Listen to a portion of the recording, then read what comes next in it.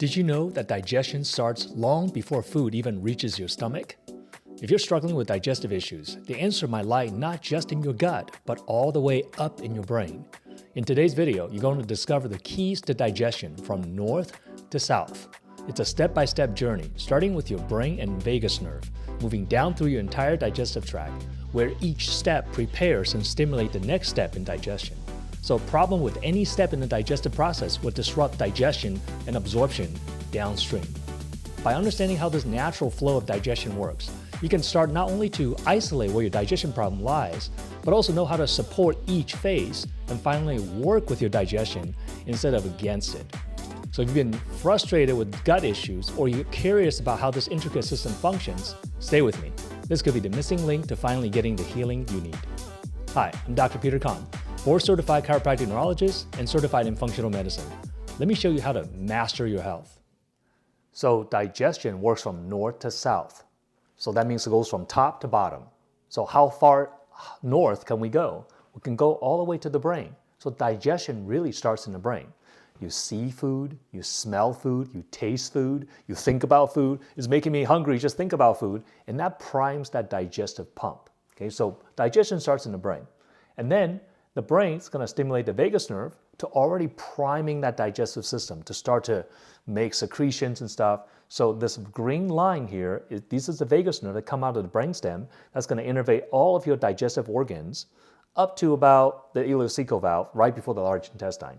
In the large intestine, you have the sacral plexus that's going to innervate the large intestine. But the vagus nerve is going to have wide-ranging innervations throughout the entire gut. We'll talk about that function. So digestion starts in the brain. Next, you got to chew the food, right? Now you see food, you have food, you want to eat it, you chew the food. Then mastication is a very important part of digestion.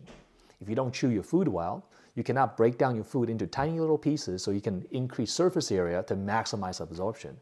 So we got to have good mastication going on here. Now, once we have good mastication, we swallow the food's going to enter the stomach. When the food enters the stomach's going to be primed by the vagus nerve to innervate it to stimulate stomach acid. Now, stomach acid is really important because that starts the process of breaking down protein. By the way, when you chew, in your mouth, you have saliva. The saliva amylase starts to break down of starch and carbohydrates. Okay? So starch and carbohydrates starts to be broken down in the mouth, but then protein digestion starts in the stomach with the stomach acid. The stomach acid is critical for several reasons. Number one, it's a disinfectant. It kills bugs. So it's like a cauldron, a bucket of acid. So any kind of pathogen that get introduced into your mouth, the stomach acid is the first line of defense to neutralize those pathogens. Secondly, the stomach acid helps you to start breaking down protein. It kind of tenderizes the meat, make it more absorbable. Thirdly, minerals like calcium and iron and magnesium, they require an acidic stomach for them to be absorbed. A lot of people are taking Tums and Rolaids, Tums with calcium. Those things will decrease stomach acid, so then the calcium doesn't really get absorbed anyway. So that's kind of a false idea. So stomach acid is really important. Now, once the food hits the stomach, the next place it's going to go, remember it goes from north to south, it's going to push it down, right? North to south is promoted by vagus nerve, which promotes that motility. So that food enters the small intestine. Now, while it's entering the small intestine, the stomach with the acid is going to stimulate the gallbladder to release bile and the pancreas to release their pancreatic enzymes like amylase, lipase, and protease into the small intestine. And that's going to help you to break down food, right? Small intestine's job is absorption of nutrient. That's its job in the small intestine. And so it's going to go through this process, this winding road, this very long section of the intestinal tract for the food to be broken down gradually. The lower it goes, the more it has a chance to get broken down and more gets absorbed into your bloodstream. That's how we get the nutrients. Okay? Now, this is, of course, is all promoted by vagus nerve with motility. So vagus nerve is going to promote motility through the action of peristalsis. Peristalsis means that movement of the gut squeezing the food down, so digestion go from north to south, right? So motility is important not just for moving the food through so you can digest the food, but also moves gut pathogens, bacteria and so forth, microbes through the gut. If everything just moves through regularly, having regular bowel movement, these gut pathogens just get pooped out, no problem. But if you don't have motility and stuff just stays around, there's more chance for the bacteria to grow and make more of them, and that can create some kind of gut infection. Another thing the vagus nerve controls is secretions. Secretions of digestive fluids, such as stomach acid, the release of bile from the gallbladder, and the release of enzyme from the pancreas. That's all controlled by the vagus nerve. So you see how important vagus nerve is in regulating digestive function. Now, as all along the way, by the way, there are valves. These valves are one-way valves so that as food passes through, then the food doesn't regurgitate back up, right? If the food enters the stomach and comes back up, that's when you experience reflux or GERD. If it comes all the way up, that's vomiting. So these one-way valves help you to keep food moving through, right? You have the valve in the lower esophageal sphincter, you have the pylorus sphincter from the stomach to the small intestine, from the small intestine into the large intestine, you have the ileocecal valve. These valves are all smooth muscle, muscular contraction, not voluntary, of course, but all muscle contractions are innervated by nerves. So the vagus nerve controls these valves to keep food from regurgitating back up, which promotes that north to south function of the digestive tract. Now next, once the food enters the large intestine, this is the only place where it goes up. But it goes up to travel around. So you have the ascending colon on the right side of your body, goes to the transverse colon, and then descending colon on the left. So it's going to travel this direction. Eventually, it's going to end up in the rectum, so you defecate and poop it out. All along the way in the large intestine, you have bacteria. That's part of your microbiome. These bacteria serve a really important function to extract more nutrient from the food that you're eating, specific fibers. It can ferment on the fiber to produce things like short-chain fatty acids, like butyrate. These chemicals, short-chain fatty acids, are actually fuel source for the intestinal cells for them to function properly. They're also chemicals that stimulate your immune system to calm down so it's not so inflamed. So these chemicals that are produced by the gut bacteria, when they're interacting with the food, it serves a really important function for gut health, for the health of the microbial population in the gut, and even that gut-brain connection. Okay, so we have normal function of digestion that goes from north to south. Starts with the cephalic phase or the brain phase, and then we have the gastric phase with the stomach acid, which primes the rest of that digestive pump because the acid actually causes the gallbladder to contract and release the bile, and the pancreas to release the enzyme into the small intestine so you can further digest food. So you can see how digestion is a step-by-step process where the top part stimulates the next part, which stimulates the next part, which stimulates the next part, and on, and that's how we have proper digestion. And this is why it's important to identify problems with digestion in a north to south manner, because let's say you try to use probiotics here, right?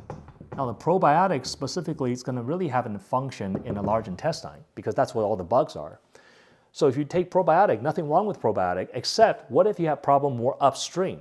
Then taking probiotic is not going to fix the problem upstream. And this may be a reason why you're still having GI symptoms, your gut health is not just optimized, despite what you're currently doing, because you may be doing them in the wrong order, in the wrong steps. Right? That's why having a roadmap so we can go step by step is really important. And that starts with understanding anatomy. So now you understand the anatomy and the physiology of how food goes through your GI tract. Let's talk about what can go wrong in each of these steps. So first of all, we want to identify problems from a north to south manner. So how far out can we go with this digestion? Right? Brain. So what if your brain is not functioning at its peak and therefore everything downstream is not working? That is totally possible, right? Because the brain sends its output is signaled to the vagus nerve, and that drives the vagus nerve to function the rest of the way. So if your brain's not working good, the vagus nerve's not going to work good. A lot of people ignore this step. They think the brain is a separate problem from the gut problem, but in fact, it's a brain-gut connection. So we have to look at them in an integrated fashion. So how do you know if you have brain issues? Very simply, ask yourself, do you have brain symptoms? These would be fatigue. Do you have brain fog? Do you have short-term memory issues? Where you walk into a room, you forget why you walk in there in the first place? Do you misplace things? What you used to be able to do complex, math calculations, now it's harder for you. You used to be able to read books and retain information, now you can't retain information as well. Do you have mood issues like depression, anxiety? Do you have other neurological problems like tingling, neuropathy type of issues. These might indicate some kind of brain imbalance. So when you have those, you have to seek to find out what's going on in the brain and how can we address the root cause of those symptoms. This is discussed in more detail in our neurometabolic integration digital program, where we take you through a whole roadmap of identifying each of these steps so that you can start to take your health back into your hands. So once we identify if there's a brain issue, next we want to see if there's vagus nerve problem. Remember, vagus nerve controls motility and secretion. So if you have vagus nerve issue, we might see motility problem where you're constipated. You're just not having regular bowel movements. Or it's hard and dry because sitting in your colon for so long, all the water extracted out from it. So you have pebbles for poop.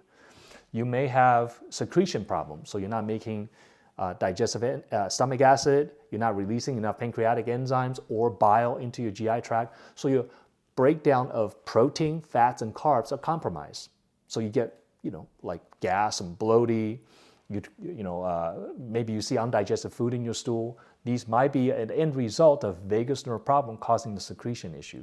You may also have things like SIBO and gut infections because things are not moving through.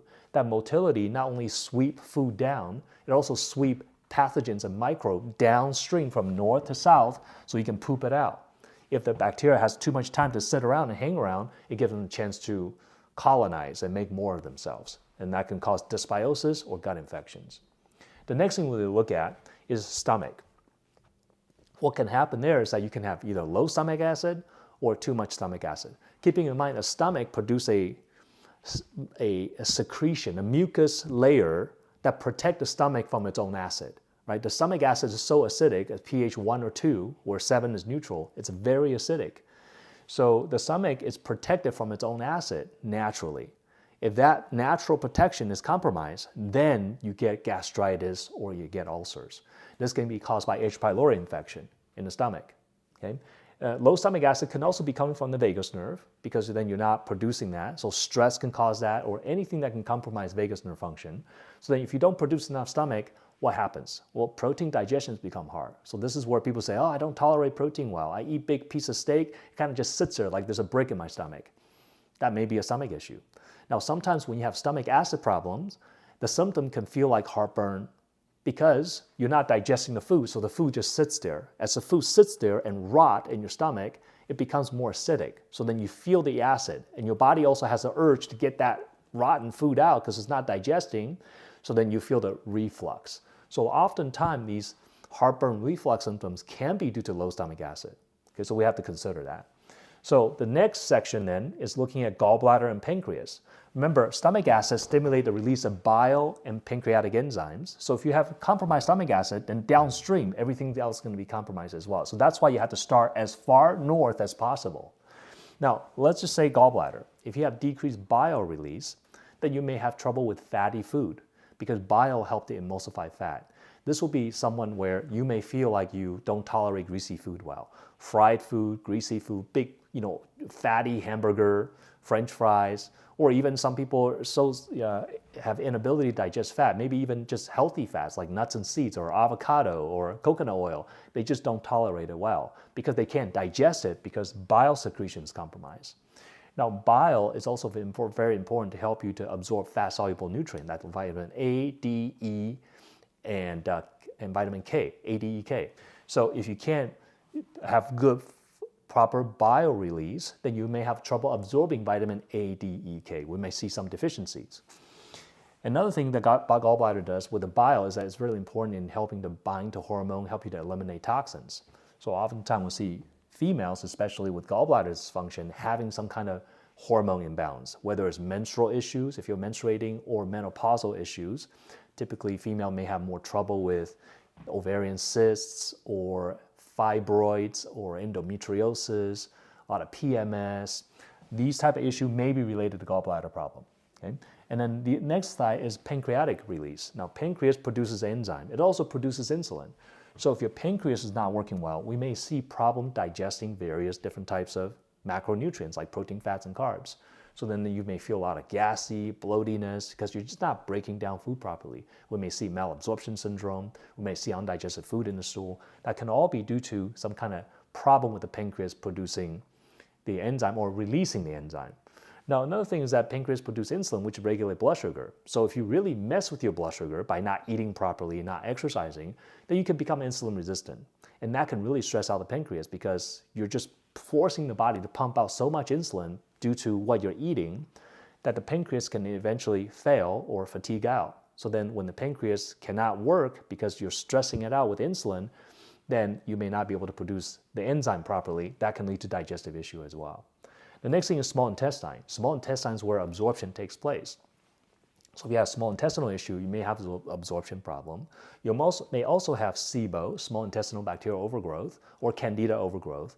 These are conditions where you have these microbes that are in places where they're not supposed to, or they're in higher amount than normal, and they start to ferment against the food that you're eating, thereby producing a lot of gas and bloating. Classic symptom here will be like every time you eat, you just feel more gassy and bloated. Now sometimes small intestinal issue can lead to leaky gut.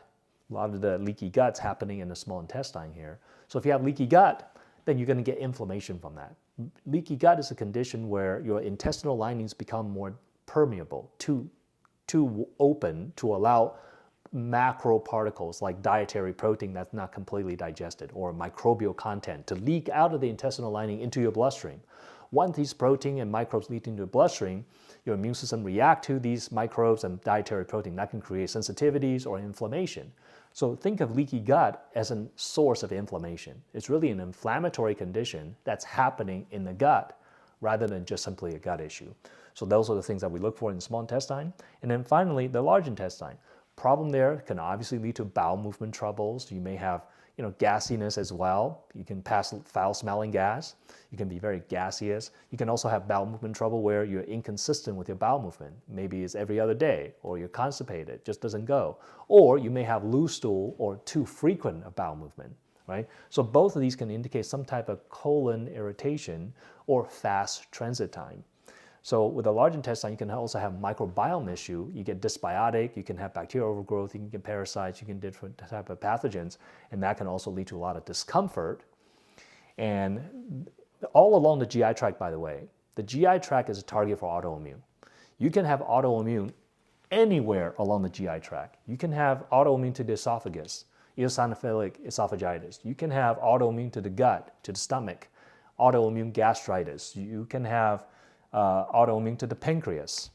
You can have autoimmune to the gallbladder. You can have autoimmune to the small intestine, like celiac disease. You can have autoimmune to the large intestine, like Crohn's disease or ulcerative colitis. The gut is a target for autoimmune because it is a place where it's meeting a lot of things that you put into your mouth every day. If you put in the wrong things and you stress your body out and you have decreased brain function or vagus nerve function, that can lead to dysfunction within the immune system in the gut, and that can lead to autoimmunity. So that was a journey through the digestive tract from north to south. First, understanding anatomy and physiology. Next, understanding what symptom can come from each part of that anatomy, so then we can identify where's the longitudinal level of the lesion. Where along this digestive tract is the problem happening? Is it here? Is it here? Is it here? Is it here? Or is it here? Because if everybody just take probiotic and think you're going to fix the problem, I'm going to tell you it's not often the case, because we have to identify where the problem actually comes and be very targeted in what we're trying to fix. This is where using a neurometabolic roadmap can be really helpful. The roadmap is a process where we identify hierarchies. We're addressing in a sequence, step by step, starting from fuel delivery, because you must have energy for your body to work, right? That's the first step to build that foundation. And then we'll work on the immune system, and then we'll work on detox, and work on neuroendo, which is brain, and hormonal. Now, this starts from the bottom and work our way up. A lot of people, they jump right into detox, ignoring the bottom two steps. And this is why they feel reaction, they don't feel well. Along the roadmap, the fuel, there's different steps. So we'll have subsequent video where we'll go into each individual steps more in detail. Hope this helps you understand the importance of fixing your digestion from north to south. Please let me know in the comments what is the one thing that you learned that was new to you. Now, if you found value in this video, please give this video a thumbs up and consider sharing it with those who might need to hear this message. Please subscribe to my channel to get more tips to master your health. I really appreciate your support. God bless you, and see you in the next video.